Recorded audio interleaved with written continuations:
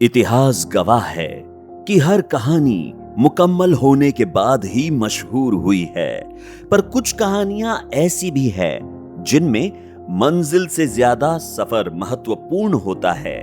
कुछ लोग आगे बढ़ते हैं मंजिल पाने के लिए और कुछ लोग एक साथ आगे बढ़ते हैं मंजिल बनने के लिए। कोई भी क्रांति यानी कि रेवोल्यूशन कभी एक व्यक्ति के दम पर नहीं होता, उसके लिए कई लोग एक साथ जूझते हैं। लेकिन उस क्रांति का नेतृत्व करने की क्षमता हर किसी में नहीं होती। ये कहानी ऐसे ही एक सेनानी के सफर की है जो किसी मुसाफिर की तरह बस चलता जा रहा है और चलता रहेगा तब तक जब तक कि मंजिल न बन जाए। Doctor Shailesh Sancheti advance homeopathic clinic का आज पूरे शहर में बहुत बड़ा नाम है। ढेरों पेशेंट्स रोज यहां आकर अपना इलाज कराते हैं। अस्पताल में काम करने वाले सभी doctors, assistant doctors, pharmacy members, marketing members सभी एक चीज में विश्वास रखते हैं और वो है होम्योपैथी। प्रयास अस्पताल बस एक आदमी की जीत की वजह से खड़ा हो पाया है।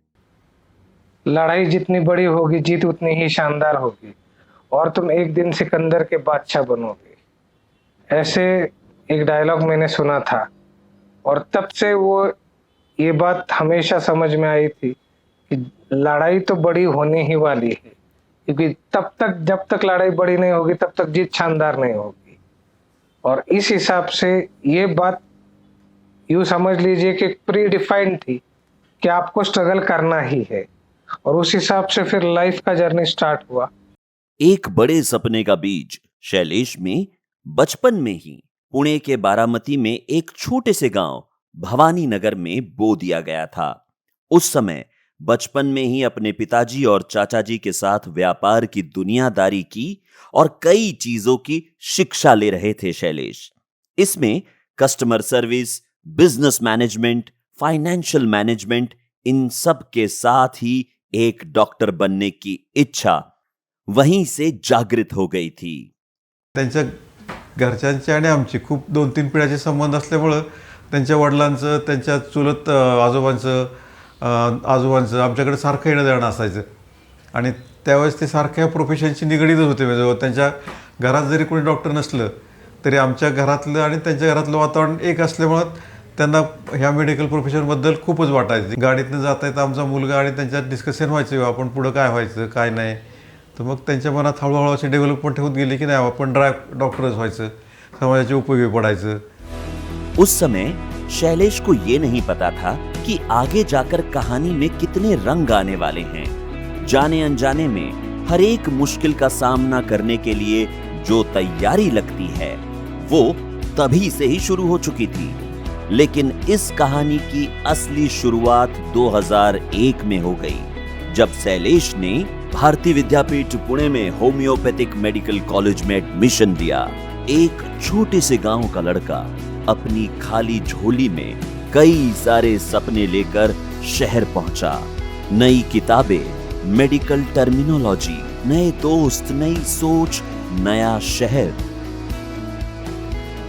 भारतीय विद्यापीठ में मैंने 2001 में एडमिशन लिया।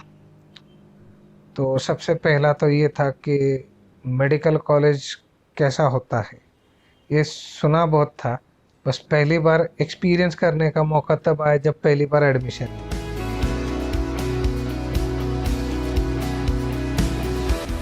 छोटे गांव का लड़का एक बड़े शहर में जब आता है तो उसे कई मुश्किलों का सामना करना पड़ता है। उसे ये भी पता नहीं होता कि आगे क्या होने वाला है, फिलहाल क्या हो रहा है। अपनी पढ़ाई का जब पहला साल चल रहा था तब ये सारी चीजें शैलेश के दिमाग में भी चलती रही। शायद उस छोटे शहर के लड़के को इस नई दुनिया को समझने में जरा सा वक्त लगा। होम्योपैथी के पहले साल में ही शैलेश को फेलियर का सामना करना पड़ा। First year down. First year में मेरा सबसे इम्पोर्टेंट टास्क जो मैं कभी लाइफ में नहीं भूल सकता वो ये था कि मेरा फर्स्ट ईयर डाउन हो गया। 2001 में एडमिशन लिया, फर्स्ट ईयर में ईयर डाउन। पहली बार ये बात पता चली कि कॉलेज आपको पढ़ाई के साथ साथ बाकी की भी चीज़ें ज़रूरी होती है पास होने के लिए। ये पहली बार ऐसा महसूस हुआ। पर कहते हैं जो चीजें ज्यादा वक्त लेती है वही चीजें ज्यादा वक्त तक भी रहती है। कॉलेज के पहले साल में भले ही शैलेश को फेलियर मिला हो, पर जिंदगी की राह में आज उनको पहली सीख मिल चुकी थी। ये वो समय था जब शैलेश के पिताजी ने उनको गांव में ही कोई दूसरा कोर्स करने की जिद पकड़ ली, परंतु उनके घर वालों ने उन्हें दूसरा मौका दिया। तब उन्होंने कभी न फेल होने की कसम खाई। कहते हैं कि किसी भी विषय में क्रांति करने के लिए एक चिंगारी की जरूरत होती है, और वो एक चिंगारी जो लाखों और ढेरों मुसाफिरों को प्रेरित करे उस विषय में कुछ क्रांति करने के लिए। और उन्हीं में से इस मुसाफिर के जीवन में वो चिंगारी आ चुकी थी, और यहीं से शैलेश के जीवन की होम्योपैथिक की यात्रा शुरू हो चुकी थी। डॉक्टर शैलेश संचेती यांचं जे लेक्चर झालं, म्हणजे तो आमचा स्टुडंट 2001च्या बॅचचा, आणि 2001ची बॅच म्हणजे साधारण 2006ला तो पासआउट झाला। तोपर्यंतचा शैलेश संचेती आणि त्याच्यानंतर सुद्धा आमच्याकडे त्यांनी पोस्ट ग्रॅज्युएशन केलं, तर तेव्हाचा शैलेश संचेती आणि आत्ताचं आज जे काही मी त्याचं इन्स्पिरेशनल स्पीच ऐकलं, याच्यामध्ये एक प्रचंड फरक मला जाणवला।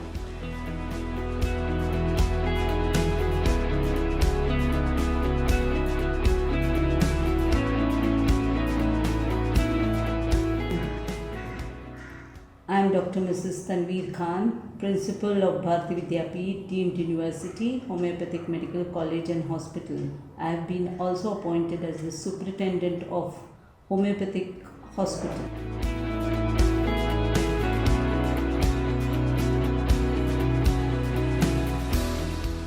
Shailesh Sancheti, my student, a wonderful person, a very wonderful person. See, always whenever I am teaching the students, I always teach them, before you are a doctor, before you are a lawyer, before you are an engineer, one should be a good human being.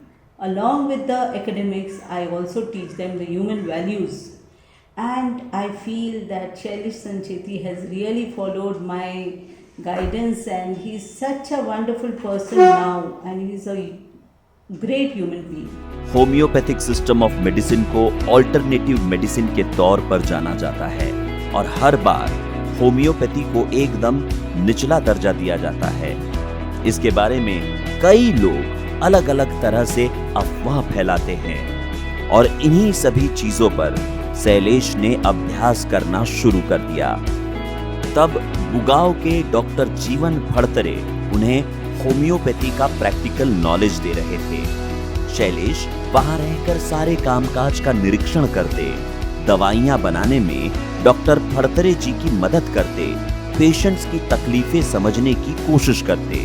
किसी भी विषय में fail न होने वाले अपने लक्ष्य को पूरा करते हुए शैलेश जी बीवीएम से बीएचएमएस की डिग्री लेकर 2005 में उत्तीर्ण हुए।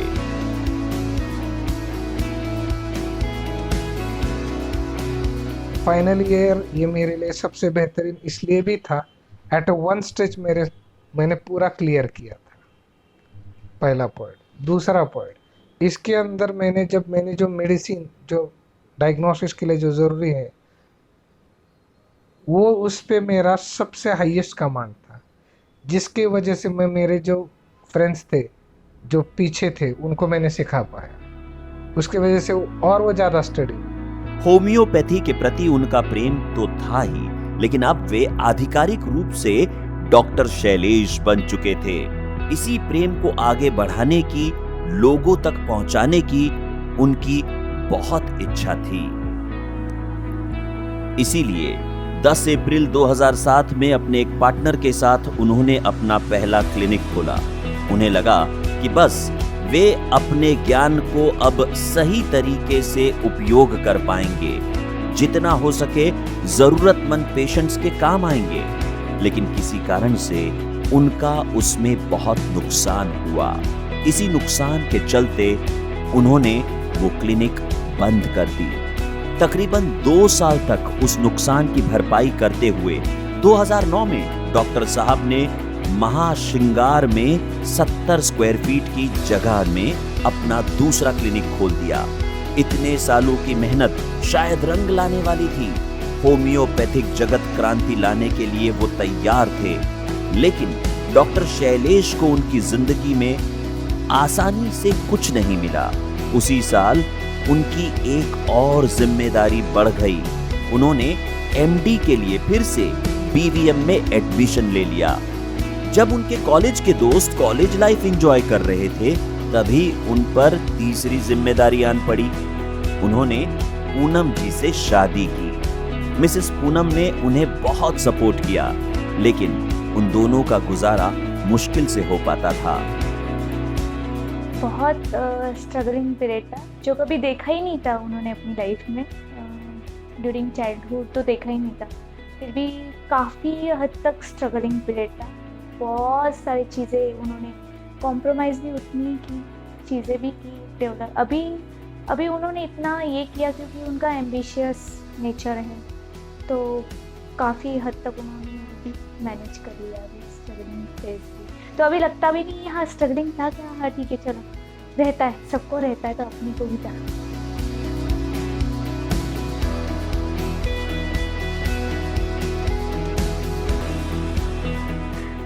कैसे होता है, डॉक्टर ज़्यादातर ऐसे सोचते हैं कि डॉक्टर अगर होते तो डॉक्टर ही वाइफ या तो फिर हस्बैंड देखते, बट हमारे केस में ऐसे नहीं था। उनको चाहिए थी एक मतलब ऐसी आइडियल वाइफ जो घर पे देखे मुझे बाहर, मतलब पूरा टाइम वो भी डॉक्टर फील्ड में, तो पूरा डॉक्टर ही चलता रहे घर में, सिर्फ केसेस से डिस्कस हो।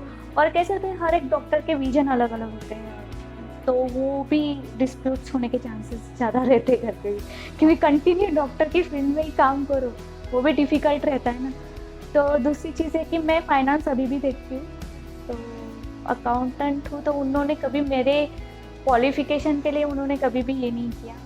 मुझे जब भी चूज़ किया एकदम जो पर्सन चाहिए था उनको, तो वो पर्सन देखा इसलिए चूज़ किया। उस छोटे से क्लिनिक से कुछ पैसे आ जाते, मेडिकल की पढ़ाई का खर्चा कम तो नहीं होता, लेकिन इन सब में बस एक चीज उन्हें हौसला दे रही थी। डॉक्टर शैलेश का लक्ष्य उन्हें बस किसी तरह होम्योपैथी को लोगों तक पहुंचाना था।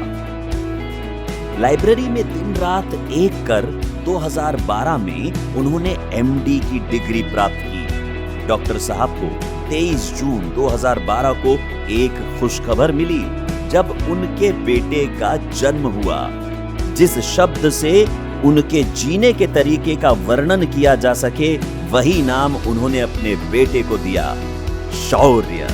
और पत्नी से वादा किया कि तुम्हारे जेवर फिर से खरीद लाऊंगा।